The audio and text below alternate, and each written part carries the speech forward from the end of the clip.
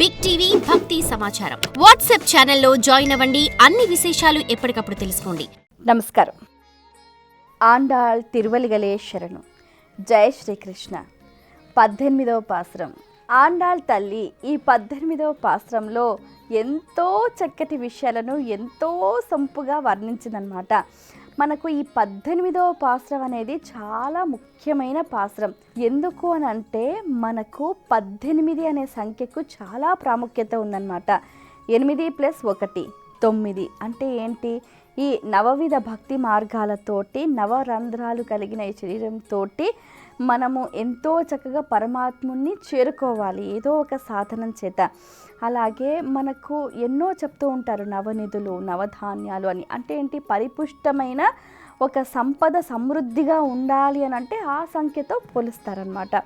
అలాగే ఇక్కడ ఏంటంటే గోపికలంతా వచ్చారు. నందగోపుని భవనం దగ్గరికి వచ్చారు, బతిమలాడారు, లోపలికి వెళ్ళారు, నలుగురిని లేపుతున్నారు. నందుణ్ణి, యశోదమ్మను, కృష్ణుణ్ణి, బలరాముని. ఎవ్వరూ నిద్ర లేవట్లేదు. అందరూ కూడా అలా మగత నిద్రలో ఉన్నారు. వీళ్ళకి ఏం చేయాలో అర్థం కావట్లేదు. ఆండాళ్ తల్లికి ఒక ఐడియా వచ్చిందనమాట. సరే, ఇదంతా కాదు కానీ మనం పోయి అమ్మని పట్టుకుందాం అని అంటారు.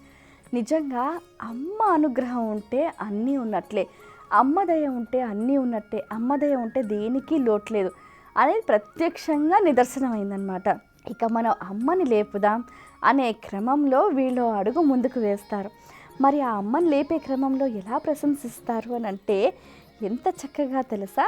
ఏనుగుల వంటి బలము కలవాడు, మదము స్రవించిన ఏనుగుతో పోరాడగలిగిన వాడు, యుద్ధంలో శత్రువులను చూసి వెనుకంజ వేయని వాడు, గోపబాలకులెల్లరికీ కూడా నాయకుడైన నందగోపుని కోడలా, ఓ లలిత లావణ్య సుకుమారి, ఓ నీలాదేవి నిద్ర మేల్కొనుము అని అంటూ ఉంటారు. అందమైన నీ కేశపాసము చాలా అద్భుతంగా ఉంది, సువాసన గల పువ్వులు ముడుచుకున్న ఓ లలనా నిద్ర మేల్కొనుము అని అంటూ ఉంటారు.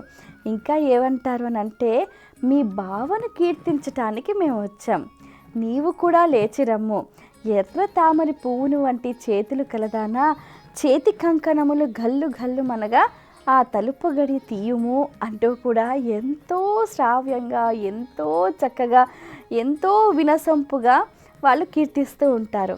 ఈ 18వ పాసురంలో ఆండాళ్ చెప్పిన ఈ వర్ణనలో ఉన్న ఆంతర్యం ఏమిటి అంటే, ముందుగా ఏంటంటే 18 మనకు తెలుసు, 18 పర్వాలు అని అంటూ ఉంటాం మహాభారతంలో.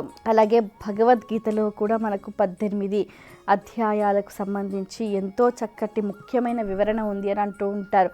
ఏదైనా కానీ పుస్తకంలో శ్లోకాలకు సంబంధించి సంఖ్యలు కానివ్వండి, నిత్య జీవితంలో ఏదైనా అష్టాదశ పురాణాలు అని అంటూ ఉంటారు కదా, ఏదైనా ఒక చక్కటి వేద సారాంశమైన విషయం మనకు తెలియచేసేది ఏంటంటే ఆ సంఖ్య 18 అనమాట.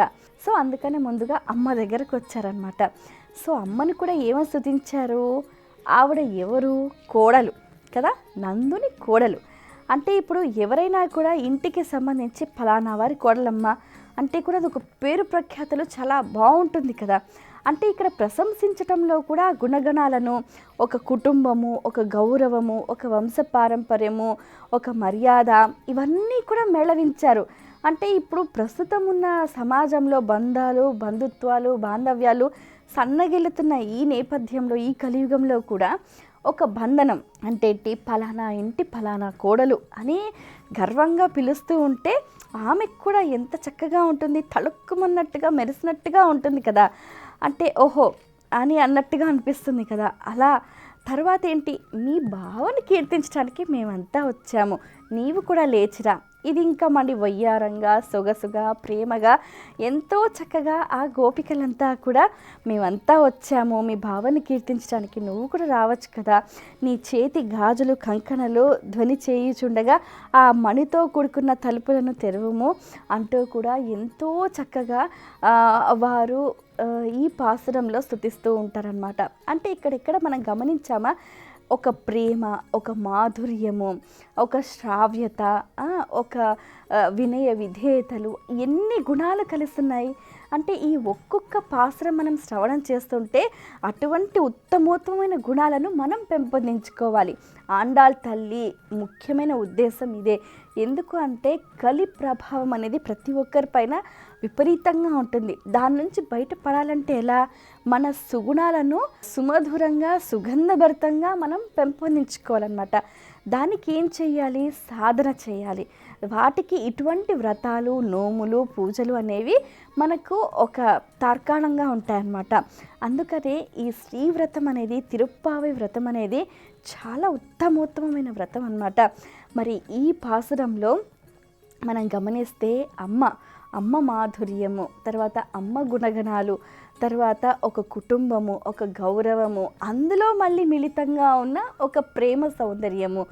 ఆహా, ఈ పిల్లలంతా కూడా అమ్మ మేము ఇంత పిలుస్తున్నాము, మేము ఇంతగా వేడుకుంటున్నాము, కృష్ణుణ్ణి చేరాలనుకుంటున్నాము, నీవైనా లేచి రావా, తలుపులు గడియ తీయవా, మాకు కృష్ణుడు వాద్యాన్ని ఇస్తా అన్నాడు, దానికోసం వచ్చాము, తలుపులు గడియ తీయవా అంటూ కూడా ఎంత చక్కగా వినయంగా, అంటే ఏంటంటే వాళ్ళల్లో ఒక పరిశుద్ధమైన హృదయంతో, ఒక ఆర్తితో వాళ్ళు పిలుస్తారనమాట. అందుకనే అటువంటి గుణం ఉండాలి. మనం భగవంతుడిని చేరుకోవాలి అంటే ఈ గుణాలు మన లోపల ఉండాలి అన్నమాట. సో అహంకార మమకారాలన్నిటినీ, అంటే ఆ తలుపులు, ఆ గడియలు ఏంటంటే అహంకార మమకారాలు, వాటిని అన్నిటినీ తీసేసి ఎంతో చక్కగా ఆ ఆనందభరితమైన ప్రేమ స్వరూపమైన స్వామిని మేము చేరుకోవాలి, మాకు అనుమతినివ్వండి అంటూ కూడా గోపికలంతా కూడా ఈ పాసురంలో ఎంతో చక్కగా వేడుకుంటూ ఉంటారు. ఆండాళ్ తల్లి అధినాయకురాలై వారందరినీ ముందుందు నడిపిస్తూ ఉంటుంది. ఇది ఈ పాసురంలోని సారాంశం. స్వస్తి. For more videos like this, subscribe Big TV channel.